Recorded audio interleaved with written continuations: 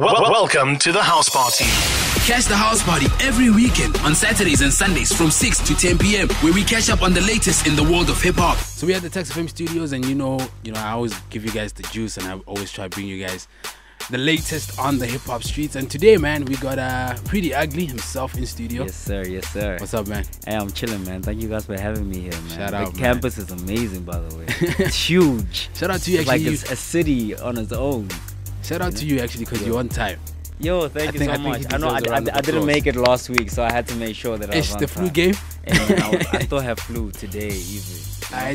Jeez, it's crazy. So the name, man, PriddyUgly. Why PriddyUgly? It's sort of like an oxymoron. Like, I was actually chilling the other time with my boy here, and on Sunday actually we were having breakfast with some girl and the homie dog. we were having breakfast, and some girl was looking at your picture, and she was like, he's actually a pretty ugly type of guy. Like, he's pretty, but in an ugly way. You know? So why that name, man? The name PriddyUgly came about when I was still like in high school. Yeah. And I'm from like the East Rand of Joburg, Kempton Park. Yeah. And back then when things were like, right now we say things are dope and nice or whatever the kids say these days. You know? Back then we used to say that's ugly. So anytime you spat like a dope verse or you did anything, it was ugly, you know? So every time I stepped into a cypher, because I used to be like a battle cat, you know, battle, it was always like, yo, you guys need to listen to this kid, ugly. So every time I rapped, it was always ugly. So that was my name for a while, but I was like, hey man, I don't know if I want to have ugly on a shirt. What name can I choose that would sound dope on a t-shirt? You know? So I'm like, PriddyUgly. And I wanted to choose a name that, you know, would get people like asking questions. Because if my name was Teboho, you wouldn't ask me why my name is Teboho, you know? But like, PriddyUgly brings about like a conversation, man. It gets people like interacting with me. I have people tweeting me all the time like, yo, who the hell is this guy calling himself PriddyUgly? Like, you speaking about me, so I guess that's important. As long as they're talking about you. Yeah. So man, being Angolian, I didn't even know you were there. You were from Angola, man. Yeah. Shout out to Africa. Shout out. And growing up in Soweto, how was that? I mean, the transition wasn't like crazy because I'm still young, you know. So when you're young, you can adapt to like different environments and different languages very easily.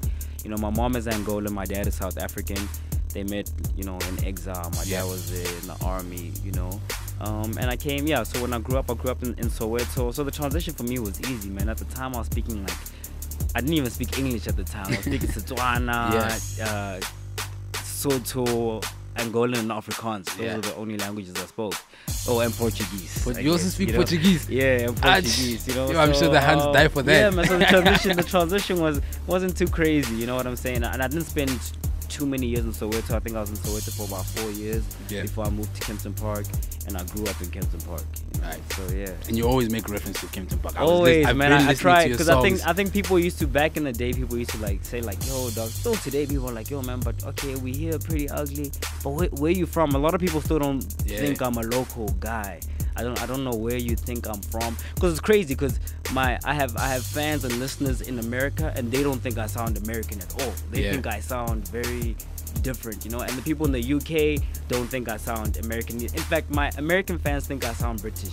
My British fans say I sound Australian. You know. So my South African people say I sound American. It's like, no, if you listen to real Americans and you listen to me, you always add that classy flavor, you know. So I also exactly. So I try. I'm not like a full vernac guy because, like, you know, I went to English schools, you know, so I know what an oxymoron is, what onomatopoeia is in English, what metaphors are in English.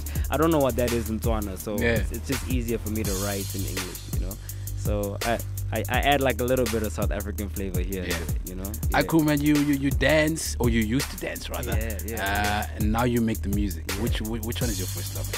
Do you still dance actually? I still dance, man. If you come to my shows, actually look at your Instagram page. If you check out the Instagram, you see, man. And also Buntle. We turn up. I mean, my lady's a dancer, so I can't slack in these streets. You know? In fact, how I met her is through dance. We used to be part of the same dance crew, Freeze Frame. Freeze Frame. We were part of Freeze Frame, you know. So both of you guys. She joined Freeze Frame just as I was about to leave Freeze Frame. Because after I left Freeze Frame, I stopped dancing altogether, you know. You were focusing on the music. My parents were like, yo, man, you need to choose one thing. You can't dance and rap, so because you're slacking where the school's concerned. So choose one. And I was signed at the time, so I had no choice but to choose the music. So I was like, alright, cool. So you guys met through through dancing and dancing. That was like when 2000 and that was 2000. Well, I met Buntley in 2007. We've been dating since 2009. So focus, like 7 years. Focus. Yeah, shout out. I didn't even know that they could hear me outside. Yeah.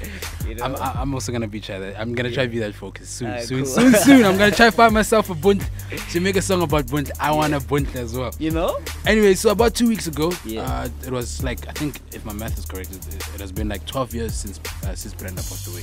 And you happen to be part of the Brenda Fassi Legacy Project, I think in 2014. Yeah. How was that whole experience, man? Yo, man, I think it was supposed to be a very dope experience. I'll be honest in saying that it wasn't dope at all. It wasn't. Because, I mean, you know, when you're representing the legacy of Brenda Fassi, I feel like everything should be like 100% and like, you know, the urgency of it should be like proper. I mean, when they approached me about the whole thing to say, yo, man, we're planning this big legacy concert and we're planning an African tour, that's exactly what I was expecting. So we went into the studio, you know, through Motherland. I was just chilling in the studio. I just happened to be in the same studio that Lance Stir was in at the time. And that time, Motherland was and how he came into the studio was just like, yo, man, someone smells nice in the studio. Who is this? You know, and there was like a lot of guys in the studio. Yeah. He's like, it must be you. You know, so I'm like, cologne game, guys. I'm like, I don't think. And at the time, I didn't even have like no cologne on. So I was like, nah, it's not me. But okay, we'll leave it at that. You know. And he's like, anyway, who are you? What do you do? So I'm like, no, I'm PriddyUgly. He's like, you look like a rapper. I'm like, yeah, I am a rapper. Yeah. He's like, where's your music? Can I hear your stuff? I'm like, actually, I record my stuff here. You can listen if the guys have time. And they played in my songs, and he loved it, and he wanted to sign me on the spot, you know. So I've always been about really maintaining my independence. So I was like, nah, I don't want to sign. But he's like, listen, we got this project that we're working on. It features Vusi Nova, and you know, we're remixing all these Brenda Fassi songs and making them relevant to the kids today. Would you like to be a part of it? And I'm like, yeah, definitely, you know. So we went out there, we worked on the song, we shot the video that never came out, tours that were scheduled that never happened. All these promises. Everything never materialized, you know. Actually, till this day, I still haven't even heard the song. I performed it literally a day after we recorded the song. I didn't even know the lyrics. We were performing on Live Amp. And I was like, oh, what am I gonna do? He's like, nah, it's fine. We'll just play a backing track. So just mime, you know. Right. So that's what we did. It was a dope song. It could have been a very dope project, but nothing came of it, you know. So Akuman, you actually said you actually talked about like keeping your independence, and we see guys like Casper doing it, Nasty C doing it, now you doing it as well. How difficult is it, like to break through? Hey, as an independent artist, it's not easy, man. It's not easy. It's not easy at all. You know, you could take the easier routes. You know, as a matter of fact, just this morning I got an email from Sony Music. You know, and I'll be honest and say, you know, they heard the tape, man. Yeah, you know. But the thing is, I've been with Sony before already a few years ago. Yeah. You know, when we did a song called "Hit 'Em Up" with AKA and Ecstatic, who are both Sony artists. Both under Sony. Ecstatic was from Kenya, so she was signed to Sony Music Africa through Kenya. Yeah. And AKA does his licensing and distribution through Sony, you know. So yeah, I was in that mix, but like it was nah, man, like things just weren't happening. Anyway, you know, but the independent game is tough, man. I mean, you fund everything yourself, you know. You go to radio stations, you know, and if you're not represented by a big label, a big management, a big PR company, they don't play your music. They don't even listen to it. You know what I'm saying? It was actually crazy. We submitted, you know, one of my videos a few years ago. I won't mention the station. Yeah. We submitted the video, and anyway, they rejected the video. Well, actually, they didn't say anything. And then like after a while, we hit them up to say, yo, man, listen, like we've been submitting this video, what's up? Eventually the guy's like, oh yeah, you know, I checked it out. Now it wasn't good, you know, the grading wasn't good, whatever, you know. Fast forward 2 years later, we're chilling with the guy like last year sometime, you know, and someone played him the video, and he's like, yo, man, this video is so dope. Why didn't you submit this video? And I was like, my homie, that's the video that we gave to you guys 2 years ago, you know. So it lets you know that these guys, you know, like if you're not a big name, if you don't play the game, they don't play your song. They just don't even give you the chance. So it's difficult, but it's like when it really pays off, it really pays off. Everything comes to you. You know what I'm saying? All everything the comes is to yours. You know what I'm saying? I mean, I signed a licensing deal with Universal last year with my song Bulabu. They wanted to sign me, and I was like, nah. They're like, cool, give us one song let us prove to you that, you know, that we can do miracles for you. So I gave them Bulabu. I'm like, cool, take it. You know, 80% licensing deal. 80% was theirs, 20% was mine. They did absolutely nothing with my song. Sure. Absolutely nothing. So imagine if that was my career that I gave the to whole them. thing that you gave to them. Yeah. So and it's like, they do nothing and they keep a big percentage of it. But then that day that you get like a 10 million rand check from MTN, they want their money. You surprised when you get like a young Millie when they've kept like, you know, like 8 mil. Yeah. You know, so it's like nah, man. I'd much rather take the risk in doing it myself. You know, it's difficult, it's harder. You know, there's a lot more admin. You know, but if you have like the right team behind you, you know, you can do it. I mean, the guys right like, girlfriend, the right girl. You know, so I mean, guys like Casper, you know, have got it right. Obviously, he's got like different structures in hand. You know, I think Oskido is doing like his distribution and his management company with Chili's. It was like a very proper, you know. I think they're also Nasty's his booking agent as well. He's not signed to them, but like I think they're handling his booking. They help him much. So man, it's the independent route is really where I'm trying to stay. You know, it's difficult, but I mean, hey man, I'd encourage everyone to do it because we don't really need the labels these days, you know. And I think the labels are getting upset at the independent guys, you know. They're getting upset at people like Casper. The Nasties are like, damn, we want a piece of that person's pie. And like when they can't access it, you know, sometimes they try to close doors for you. And I'll be very honest in saying that they do. They honestly do. Yeah. But you know, but if everyone comes up and if everyone is independent, man, like the industry can open up like crazy. Talking about like the industry and everything, and just touching on radio. I mean, I think a week ago or 2 weeks ago they announced that they're gonna start playing 90% local and 10% international. What does that mean to you, man? Hey man, again I'll be honest in saying that I wish it meant he's more an to honest me. guy. Yeah, I really am, man. I wish it meant more to me. But I think in theory, it's a very dope idea. It's dope. It's like, wow, man. Like, shout out to South Africa. Shout out to everybody who was in you know, who played a hand in making that happen. But it's like in practice, I don't know. I don't know. think we have the quality. I don't know if we have the quality to be playing 90% of local music all the time. And strangely enough, I've been listening to the SABC radio stations to listen to what the difference and they are, but like they're playing throwbacks more than they're playing hella throwbacks more than, and when they are playing the music, stuff. they're repeating the same artists every single day. The big jams, like your AK, your Delez. Exactly. I mean, I tune into some of the morning shows and all you hear is AK, all you hear is Delez, you know, and all you hear is Questa. And B will know when me and her are speaking about it, I'm like, yeah, does this mean that we're gonna be hearing like 90% more AKA? No hate to AKA, like man, shout out to him, but it's like, come on, can we open up the industry, you know?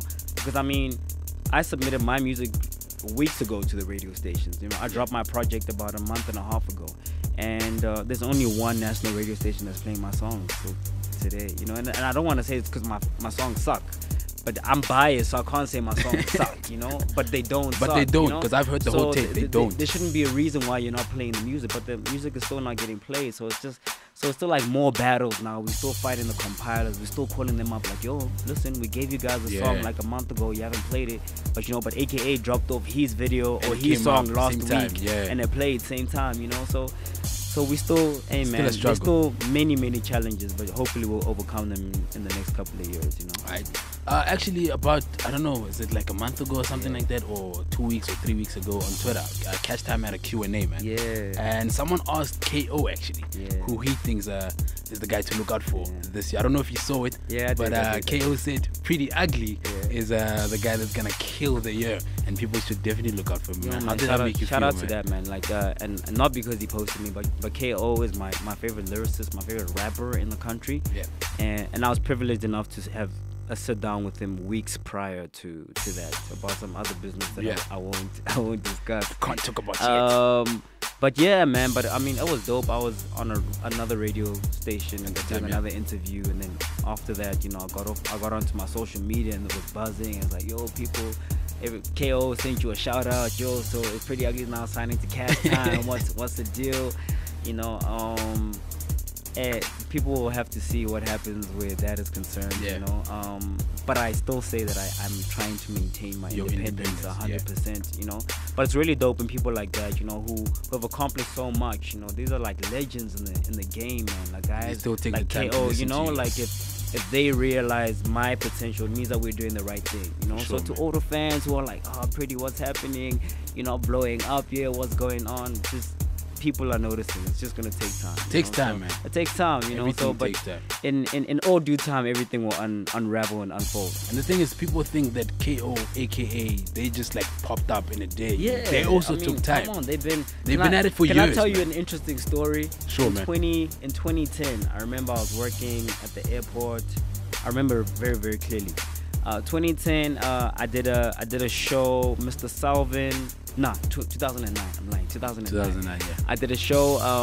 Mr. Salvin was having his launch for some album that he was promoting, and at the time it was being sponsored by some bubblegum company.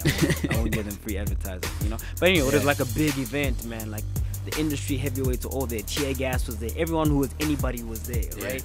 And I was part of a group back then called Black. Yeah, 2009. Black, and we were outside and they were letting us into the club. I think it was Club Inc. in Braamfontein at the time. And AKA was standing there, you know, and at the time he had just released his 24/7 mixtape. And they weren't letting him into the club, you know, and they were letting us in, you know. They were telling AKA like, no, who do you think you are? Who do you think you are? And he's like out there like fighting like, no, come on, I'm AKA. They're like, nah, they weren't letting, and they literally pushed AKA aside to let us in. Fast forward like a year later, the guy had like the biggest song in the country, which you know. Is Victory Lap, I think. So like, always be nice to people, man. You never know. You never know who someone could turn out to be. You know what I'm saying? So anyway, that's an interesting story. Shout out to AKA. Shout out to. Bula Boot dropped. I think it was 2014 or something like that. No, it was last year. Last year, actually, you know. Bula Boot dropped, and then Cocaine Ghost also dropped. Cocaine Ghost dropped before Bula Boot, Oh, Cocaine dropped first. Both. And that's when we first started listening to you here in Pretoria, actually. I don't know how big you were then in Joburg, but that's when we first caught wave of you here in Pretoria, after Bula Boot and Cocaine Ghost. And then you put out the album. And I've been fortunate enough to listen to the album. And Dub knows, because I stay with him. We were bumping it on Friday with our guests, né? Shout out. Yeah, we've been bumping it the whole time. They actually couldn't believe it. Still, I played them Tula Mama, because we started with Tula Mama, and then they were like, "Is this Priddy Ugly?" And then and then we played them. I think it was Pray, Ambition, and all of that. And then they said, "Are we still listening to Priddy Ugly?" So and I'm like, "Yeah, we still bumping dope. Priddy Ugly." And I must say, man, the album is dope. But talking about the album, man, the artwork. You used Medusa. And we all know, I mean, what Medusa does. Turns people to stone. Is there any reason behind that? There is, man. There is. I mean, there's a deeper meaning to it, you know. Actually, if you look at the face, well, now it's covered in a rap, because the album is more like an unraveling, like find out who I am. You don't know who I am. As the album suggests. It's like what Medusa's face covered. But I mean, if you've seen the images of this particular Medusa on my social media, on my Instagram, it's actually like a combination of both my mom and my little sister's features. She looks just exactly like my mom, with the crooked nose and these weird lips. My mom and my little sister look exactly like that, right? And in Greek mythology, Medusa was a half female, half reptile character, goddess, you know, wife of Mars. But in African mythology, Medusa was an African queen with dreadlocks, right? And I just so happen to have an African queen next to me. I actually thought about that. I'm like, your hand has dreads. Is this is this her? she represents, you know, like my lady, my mom, my, you know, the three most important, you know, entities and women in my life. You know, that's who Medusa is. And like, she's pretty and ugly at the same time. Like so it's a whole combination of your whole life. You know, so it's just like, you know, so a lot of people look at it and like she knows, man. Like, I've been speaking about it. I've been getting like Illuminati talks now. You know, people hitting me up on Twitter like, oh no, especially like on Facebook, like, oh, are you Illuminati now? No, we're not gonna believe in you anymore. It's like, come you know, on, guys. Facebook, you know, man. Just like, you know, Facebook. You know, Facebook. I'm not even gonna justify that. You know, I'm not even gonna get into it. But but there's like a very deep meaning behind that. You know. So what went into making the album, man, and how long did it actually take? You know, people actually think that, you know, we spend like, because the thing is, in theory, you don't know me yet. I've been speaking about it for 3 years, right? But I only started working on it this year in February. For real?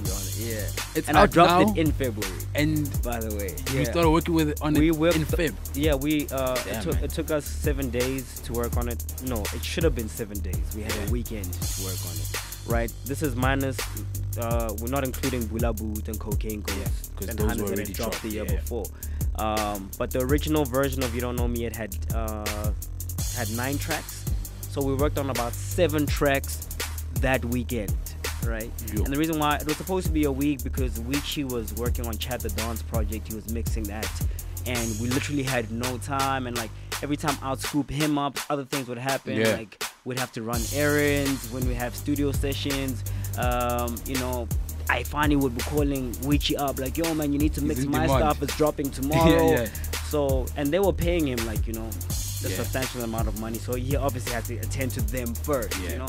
What me and Weechi have going on is more like a friendship relationship. I actually wanted to ask that, Weechi, man. He made the whole album, right? Yeah, he did the whole. Is that like a Drake and 40 thing? Yeah, it's, you know, you could say that he's a 40 to my Drake. Yeah. And anyway, Weechi ended up coming to my crib on a Friday night, you know, and B knows I was upset, man, because I've been trying to get a hold of him the whole week and I couldn't get a hold of him. I'm like, dude, we're dropping this thing on Sunday. Yeah. We have 7 tracks to record, you know. He's like, don't worry, we'll do it.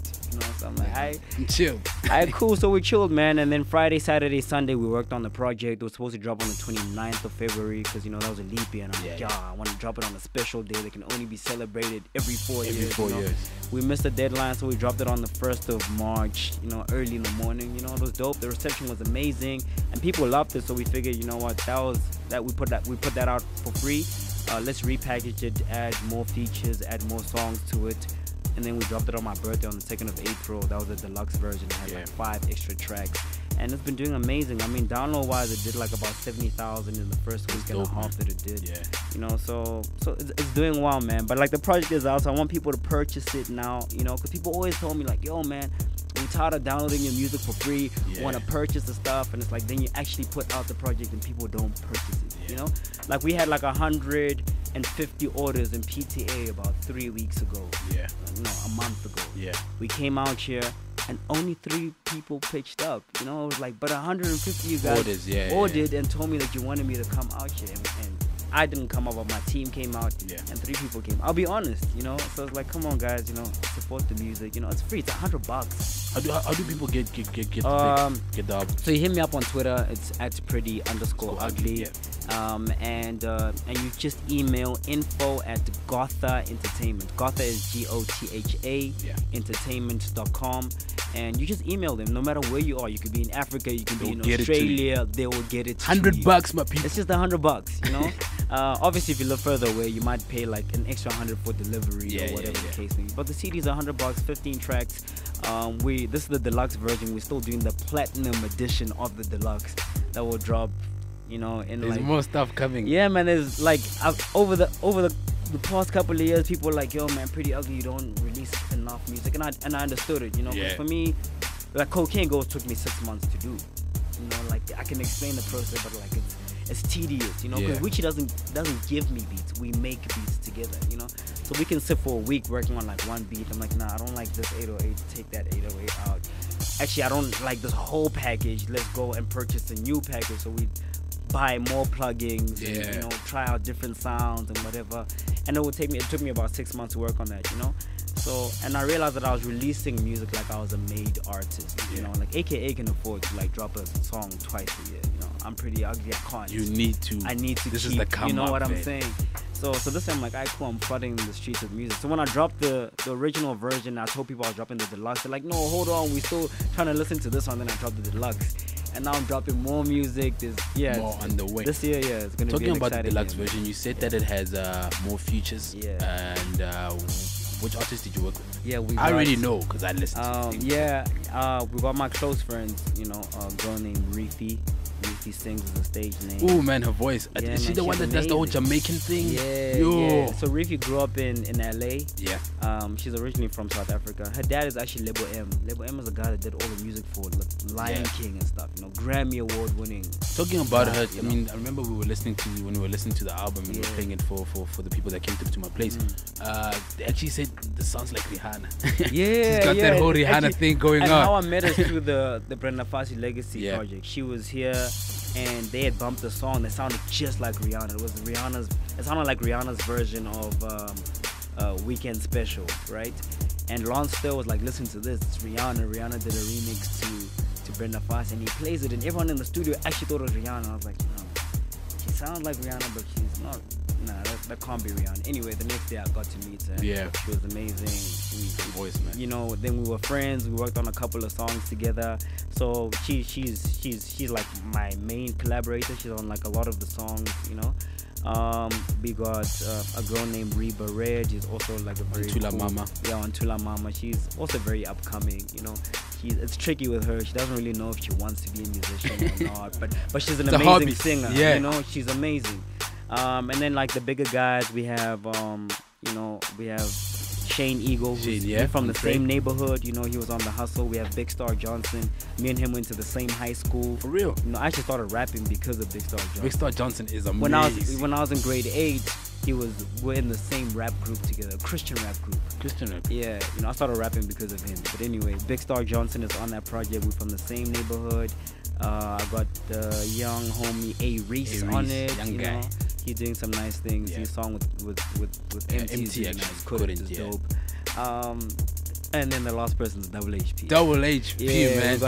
No. There's another guy, Youngster. There's a guy named Youngster from Cape Town. Kapstad, yeah. Hey, man, Youngster's dope. He's based in Joburg now, Hillbro. He's doing some nice things, you know. So hit me up on Twitter to say, yo, man, I'm a big fan of yours. We should work sometime. And I slept on him last year, you know. But this year, I'm like, yo, listen. Let's do this. Let's do something. And he came and he killed it.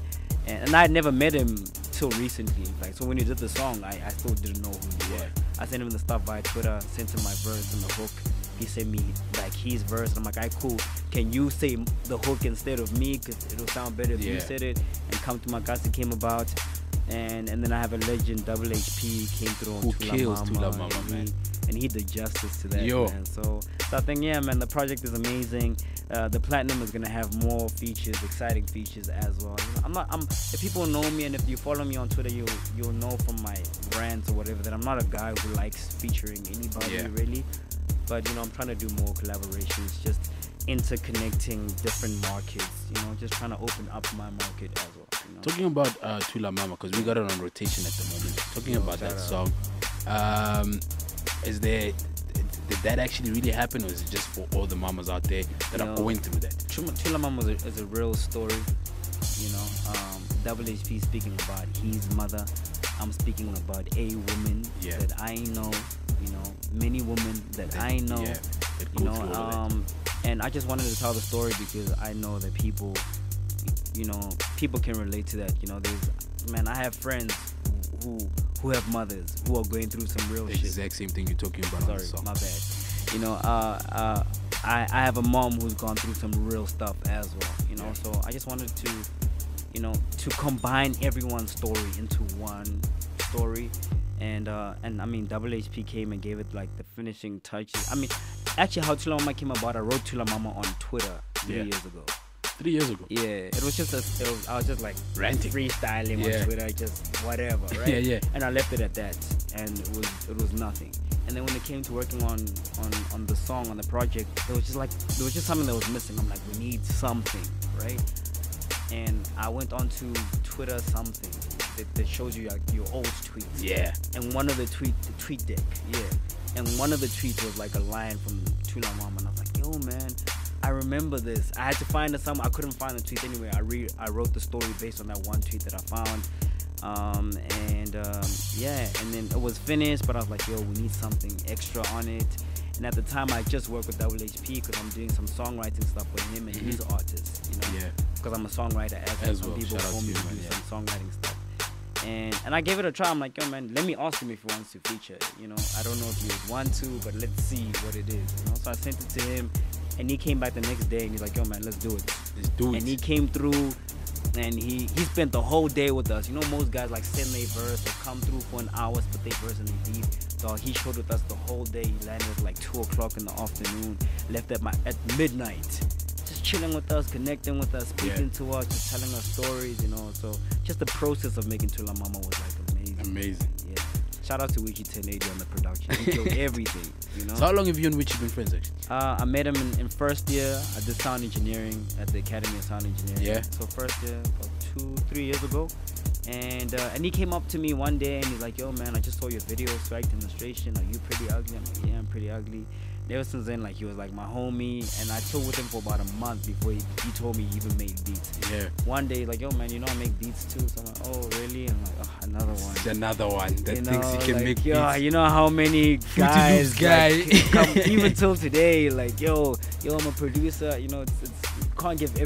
I'd love to give everybody a chance, but it's like, another one that thinks. You know, but anyway, he played me his stuff one day, you know, in between classes, and I was like blown away. And he's hard, man. His beats are actually hard. Back then when I met him, he was like, is that the combo? Very trap. Yeah. Very, very trap. And I think I brought just a different side to him, because I could hear that he was very musical because he plays the piano. Yeah. So I'm like, yo, man, let's try to leave the trappy stuff. We can still include the 808s and stuff, but like, let's make trap, but not trap. Let's make hip hop music with trap elements. So it's very 808 orientated, but it's not trap music. So a lot of people call me like a trap artist. No, I'm not Future. I'm not. But you're actually hard. I mean, you know, I was having a talk with some guy, and he also produces. And I was saying, man, this PriddyUgly is probably the hardest rapper at the moment. We have trappy guys, we have poppy guys, but you actually the only one at the moment who's actually hard and yeah, man. I try not to the gangster side. It's crazy, man. Yeah. And speaking of the gangster stuff, you know, like I grew up in Kempton Park, but in between Kempton Park, there's a color town called Raberich, right? And I spent like a lot of time in Raberich, and it's a tough neighborhood, you know. Where I grew up as well, Birch Acres, you know, it's like 5 minutes away from Tembe, so it was rough, man, you know. So I don't want to say it was gangster's paradise, but I mean, we grew up in a place where you had to be very street to, you know, to survive. You know what I'm saying? So yeah, man. So I guess that's where I picked up like my hardness from. You know, like from a young age, I had to learn to defend myself. Cause yeah, man, it was like. Hey, plus, man, we had all sorts of guys, you know, in the area. And what was weird is that my neighborhood growing up was like in a weird transitioning area phase. You know, Birch Acres, Kempton Park was a very Afrikaans neighborhood. You know? And shout out to all my white brothers. You know, one of my best friends is like, you know. Shout out, you know, one of my best friends, you know, like I when I moved into the neighborhood was a guy named Matthew J. He's a rapper till today. You know, his name is Numeric. He's from Midrand. You'll hear about him soon. Anyway, so we grew up in a very, very tough area where I wasn't accepted by the white guys in the neighborhood, you know, because I was like one of the first black kids to move into the neighborhood. So I got picked on from a very young age, you know. And my dad being like a freedom fighter was like, hey man, you don't let nobody step on your toes. You defend yourself, you know. So from a very young age, you know, like I was caught up in like street fights and whatever the case may be. Got to high school, I don't condone no violence, you know. I don't at all, you know. But anyway, I grew up in a rough area, and songs like "Come to My Kasi" and stuff were like me just really telling you about like really what happened where I'm from. You know what I'm saying? I'm not shooting nobody. I'm not killing anybody. You know. Don't condone no violence. I don't condone none of that. You know. I just so happen to have people who I grew up with and friends who, unfortunately, have been killed through that kind of stuff. People today who are in jail because of that kind of stuff. You know. So yeah, man. So I pride myself on the raps. And funny enough, you know, like I've been having like more industry chats now, and people are like, alright, cool, the industry's starting to open up to you now, you know, but you know, like you're still too hard and too lyrical, and people want me like dumb it down. I actually like that. Dog, I get it a lot, you know. Because you're alone, you're the only one doing this alone. People are like, no man, you need to be softer, you know, because you got like the face, so like we need to.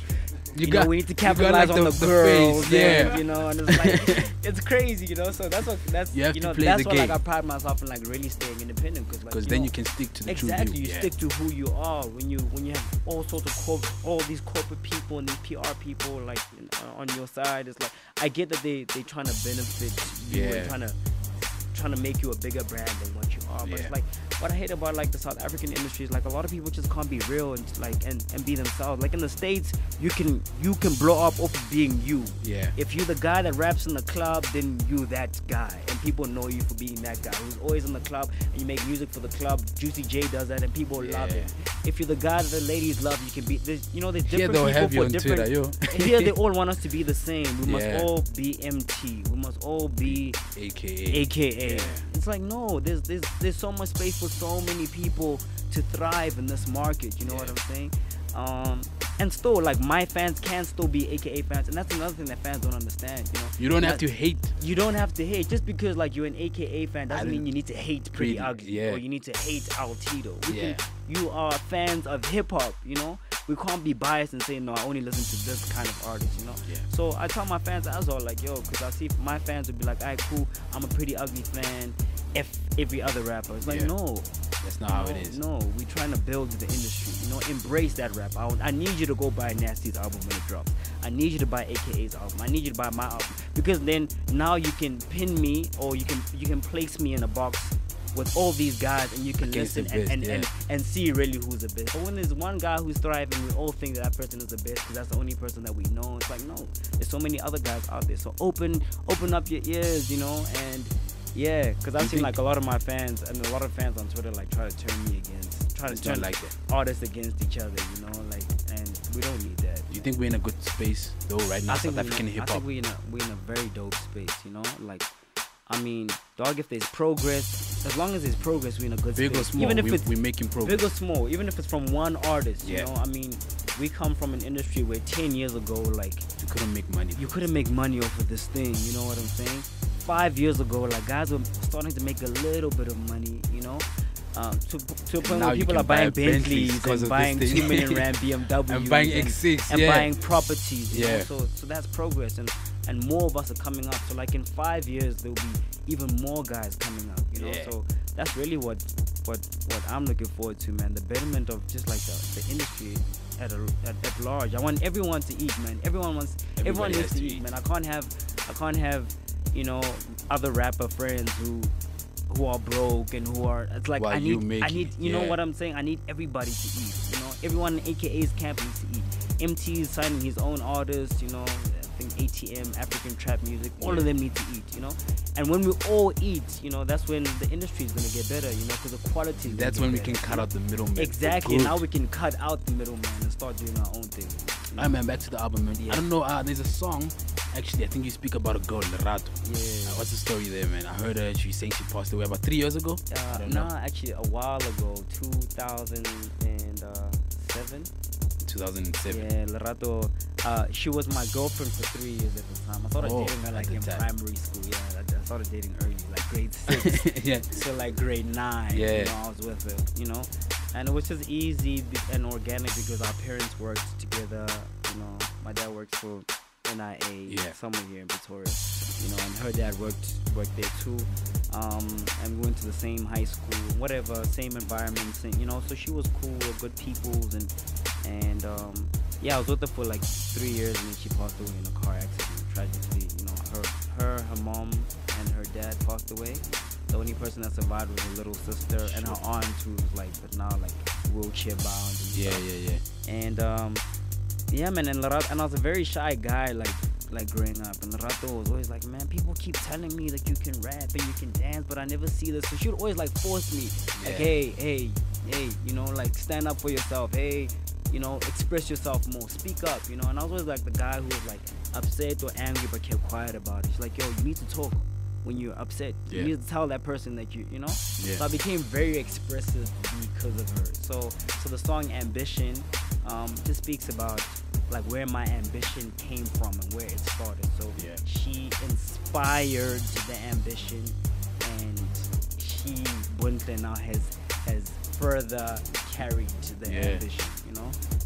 Because man, I grind for the people that I love, you know. It's not about me, man. I want everyone to eat. I want everyone to be comfortable. I want her to be comfortable and not have to sign contracts. You know, you know what I'm saying? I get you. If I need to take the flag for everybody, then let me take the flag. You know? I mean, favorite tracks on the album, my personal favorite ones has to be Oh My Gosh, OMG. Nobody, Ambition, Tula Mama, and Pray. I don't know if you have any personal favorite. You know what's crazy is that Pray is my least favorite song on the project. But I actually like, honestly, I'm gonna be honest, since you being honest, I actually like Pray when it's just you. I didn't like Pray with the features. I like Pray when it's just you. A lot of people said that because the original Pray came out with Ginger Trill. And Pray was supposed to be my song, 100%, you know. And then Ginger had heard it somewhere in passing. Like, I think he came to my crib and he heard it. Like, yo, we need to do this. We need to. And I was like, hey, cool, damn, let's do it. And he killed it, you know. So I'm like, cool, let's do it. But it wasn't how I wanted Pray to come out, you know. because I wanted Pray to be like an anthem. You know, like when you hear Diego, and it wasn't inspired by Diego at all. In fact, I hadn't heard Diego until we did Pray. Yeah. You know, people think it was Tory or whatever. Anyway, but Tory is dope, and and I wanted it to be like a street anthem, and I felt Pray for my enemies. You know, we made it like a rap record. It was like proper. Rappers came and spat on it, which I'm not saying that I didn't want it to be rap at all. I just wanted it to be more easier on the ear, you know, more of a club joint, you know. Because we need one of those. Obviously. Yeah, you know, and we didn't really achieve that, so I'm like, alright, cool, let me give it a second try, you know, let me get the young guys to come on to it. But like we were so pressed for time when we were doing Pray. It was literally on my birthday, and the project was supposed to drop on my birthday, 2nd of April. And Aries had just came and done his verse, and actually while he's doing his verse, he doesn't really know where to take it. I'm like, oh damn, okay, cool, let me write a quick verse so I can give you like a structure of how I want it to sound. So I wrote like a quick, 12 bar, laced it there. I'm like, I'll change it later. He came through, he did his verse. We were pressed for time. I didn't have time to go back into studio and write like a proper verse for it. So I'm like, dude, she's like, dude, it's fine. The verse works. Just. So for me, like Pray, I'm not happy with Pray because I never gave it time both times that I did it, you know.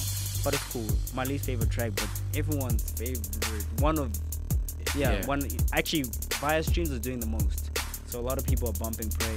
But my favorite track, I don't really, and that's, I think what I like about the project, man.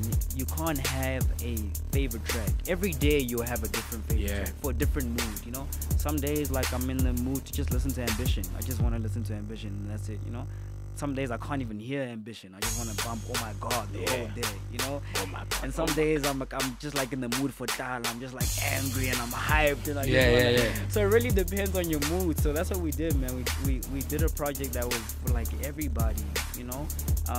Because every song, man, really had like a piece of me, you know. But I think You Don't Know Me Yet is still like, the title track is still like one of my favorites. Yo, the intro to that, man. Yeah, the intro to that was like, real, man. It's just real. It's just like very, very, very real. So I think and the girl as well that sings the hook. Yeah, Reefy's amazing, man. I think You Don't Know Me Yet, that like, and OMG are like my favorite, especially like the transition from You Don't Know Me Yet into OMG. We try to make it like one song. It actually is one song. One song. Just on the disc, obviously you have to make it track 1 and 2. We actually have a version that's like 10 minutes long. That's actually one song, you know. So I love that, you know. OMG, actually, when we worked on it, I didn't like it at all. For real? Wichi worked on the beat, then he's like, yo, man, we need to kill this. And I was like, I don't know, I don't really feel it. He's like, come on, man, come. He's like, dog, I'll jump on it. Yeah. He's like, I believe in it so much, because Wichi's not like a rapper, you know. He's like, I believe in it so much, I'll even jump on it. I was like, what? I was like, OMG cool. Bangs, man. Then he came through with like the first 2 lines, like, new slave, my chain goes. New slave, my chain goes. So I'm like, I like this. I'm like, that's dope. And then I wrote my verse, and then like, he's like, oh, that's dope. Alright, cool. Now I need to write a better verse than yours. So it was dope, man. So the project I'm proud of it, man. One thing that I definitely like about your project is that you listen to it from start and you don't skip any track. Thank you so much. That's one thing that I definitely liked about wanted, the whole album. Man. I really wanted a project that you could listen to from start to finish without skipping, you know. Definitely. And when you hear the singles on their own, it's like, alright, a lot of people don't understand the direction of the music, but you need to hear everything together, you know. There's a reason why, you know, they mustn't shuffle it. Don't shuffle it. You need to play it in the order from track 1 to track 15, and it'll make perfect sense. Buddha Boot was big. I mean, we played it the other day, and that's the one that people I think Buddha Boot is still like my biggest record till today, you know. So shout out to that. People love seeing me perform Buddha Boot. Buddha Boot and my swing, I think, are people's favorites when I perform it. You know, I performed Tala for the first time on I think Friday. It was Shizness. On Shizness, last week on TV. It was it's exhausting, and I performed it on stage for the first time. So you need to understand, like, my performances are like very high energy. How exhausting is it, like, to because you dance while you perform? It's not nice, bro. You gotta remember the lyrics, and then you gotta remember to pop. It's supposed to be fun. I just got back to, you know, I used to be like a gym freak. Like, I was like that guy, and then I just haven't had time to go to the gym. I got back to the gym yesterday because I needed it, because like there's so much energy in my performances that I need, you know, because I performed we did 3 songs at the Major League event on Friday or Saturday, whatever it was. So it was Bula Boot, it was Tlala, Into My Swing. Very high intensity performance. It was about 13, 15 minutes long. Sure. And by the time I got to the second track, like my voice was like, I was like finished, you know, but people couldn't see it. You know, I think people who really know, man, who've seen me perform before, were like, yeah, this guy like is not the same Pretty Ugly, you know. So I'm like, yo, so I had to get back to you yesterday and like, you know, and really get back to it, you know, so I can give people like, better performances in the future. I could talking about performances, man. Worst moment on stage. Worst moment on stage. I really haven't had one, but I remember a few years ago we performed at the VC Santon. It was before I went solo, went a group, and it was VC Santon and VC Pretoria that came together. They had like a sports day or whatever. The sound was terrible, you know. And the guy who was managing us at the time was like, "Yo, man, I don't want you guys to perform. It's not right, man. The vibe here is not right." And we're like, "Nah, man, we didn't come here for nothing. We come here to perform."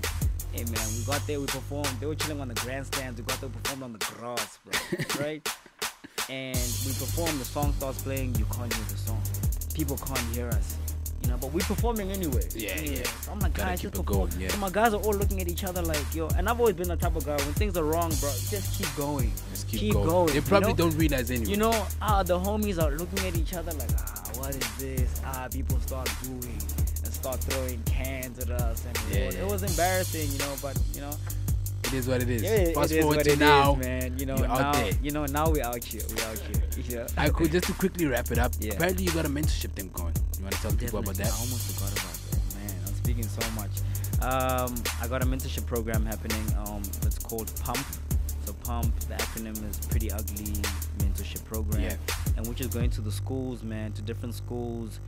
Boys schools, girls schools, whatever schools, but mainly targeting like the high schools, and just motivating the kids, man.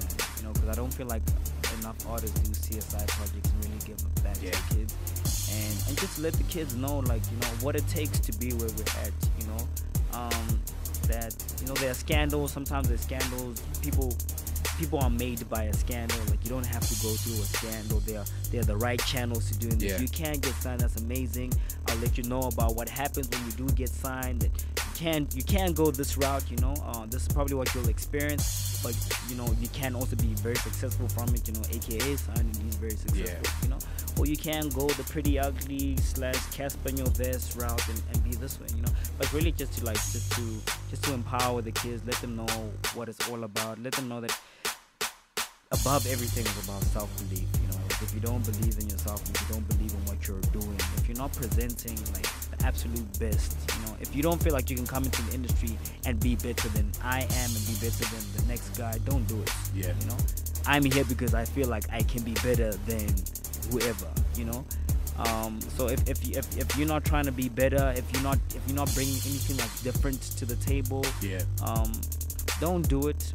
But there are other channels. You know, sometimes you don't always have to be the rapper. You can be the talent manager. You can be there's many things within the music industry and the music business that you can dabble in. So that's pretty much what the PriddyUgly mentorship program is. So pump.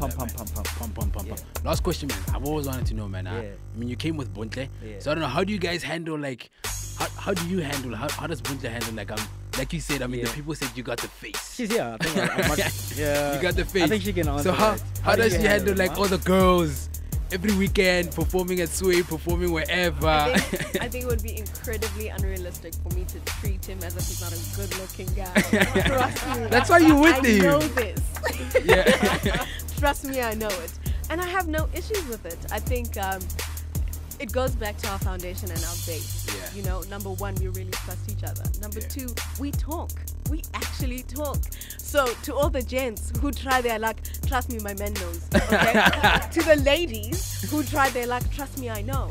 And it really just goes back to that. So I know what he's about. He's his own person first. I'm my own person first. And we just come together to form our own situation.